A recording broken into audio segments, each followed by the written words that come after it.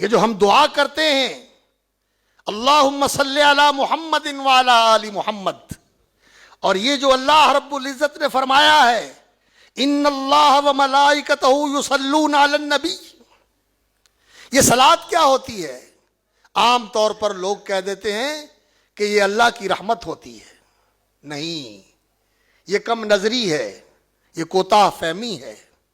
اللہ رب العزت نے صابرین کی تعریف کرتے ہوئے فرمایا اولئک علیہم صلوات من ربہم ورحمہ، کہ ان صبر کرنے والوں کو بشارت دے دو کہ ان پر اللہ رب العزت کی طرف سے صلوات بھی اترتی ہے اور اللہ کی رحمتیں بھی برستی ہیں.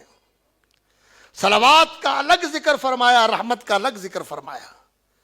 تو اس کا یہ معنی تو نہیں رحمتیں بھی اترتی ہیں رحمتیں بھی اترتی ہیں، نہیں، صلوات اور ہے، رحمت اور ہے. وہ صلوات کیا ہے؟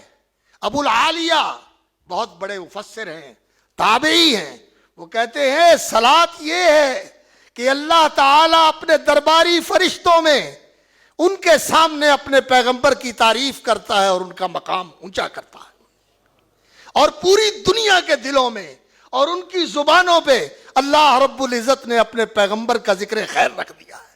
وَرَفَعْنَا لَكَ ذِكْرَكَ، تیرا ذکر ہم نے بلند کر دیا ہے کہ دنیا کے اندر کوئی لمحہ ایسا نہیں، کوئی گھڑی ایسی نہیں جہاں تیرا نام نہ لیا جاتا ہو، تجھ پہ درود نہ پڑا جاتا ہو اور تیرے مرتبے اور مقام کے اندر بلندی نہ ہوتی.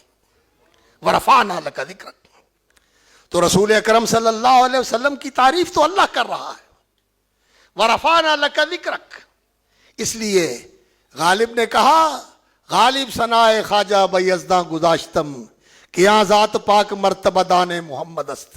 انہیں پتا ہے کہ محمد کو میں نے کیا مقام دیا ہے، جو اس نے تعریف کی ہے اس سے بڑھ کر کس کی تعریف ہو سکتی ہے. اور یہ بالکل برحق ہے، اللہ کی تعریف کے بعد کسی کی تعریف کی ضرورت نہیں رہتی.